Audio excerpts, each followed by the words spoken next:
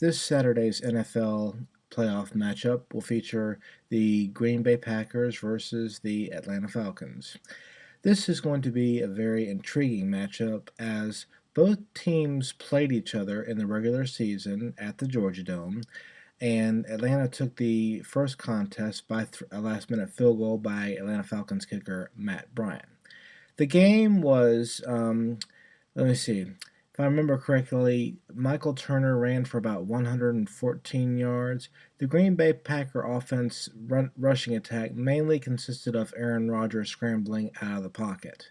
Since then, Aaron Rodgers and the Green Bay Packers have actually have a running back now. I can't remember his name, but Aaron Rodgers is no longer the single weapon in the running game, and therefore, whenever they come and face the Falcons in the Georgia Dome and for the playoffs, the Atlanta Falcons defense will have an actual running game to worry about. The game plan will be completely different, and what's going to be interesting about this game is that both teams approach their game plans very similarly. Both teams like to control the ball. They like to control the clock with the running game. And naturally, they have weapons at wide receiver and tight end that they can sprinkle in when need be.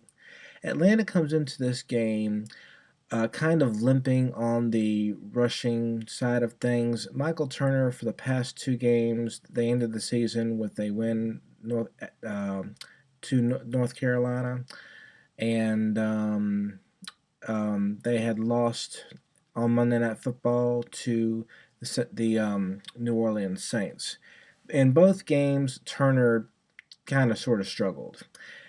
So they're limping in that aspect. What's going to be interesting to see is naturally Green Bay is going to be looking to shut down Atlanta's rushing attack. Can they do it? And if they are successful at it, can Matt Ryan step up and actually win a game, take this team on his shoulders and win the game himself? Now, he has had games this season where he has done, he struggled versus Tampa Bay, but did, for all intents and purposes, perform a last minute game drive near the end of the game. So he is capable. The problem is Matt Ryan tends to look for his go-to receivers way too much. And if Green Bay is smart, I mean, they are one of the better defenses in the league right now, they're going to take away Roddy White and Tony Gonzalez, which means he has to look for his check down receivers and his fourth choice receivers, which means that Harry Douglas has got to step up along with Oli Mahele, whoever happens to be on the field at the time. He cannot continue to rely on Roddy White all the time. As talented an athlete as he is, he cannot continue to rely on him. Defensively, as stated, Green Bay now has a rushing attack. That means that Atlanta's game plan, defensive wise, they are going to have to stop the run. And what's going to be interesting is Atlanta, their defense kind of came alive at the end of the year. Their defense has kind of been so-so. I mean, they are up there in the league as far as interception goes. I would not throw the ball near Brent Grimes if I were you, Aaron Rodgers. But they have had their moments of where they couldn't stop the run. They have had their moments where they couldn't tackle to save their life. They are vulnerable to giving up the big passing play. So, I don't. It's going to be interesting to see whether Atlanta goes after Aaron Rodgers with the blitz or what their philosophy will be. In either case, this is a game that's going to come down to the wire because, again, both teams are very similar with their offensive and defensive philosophies.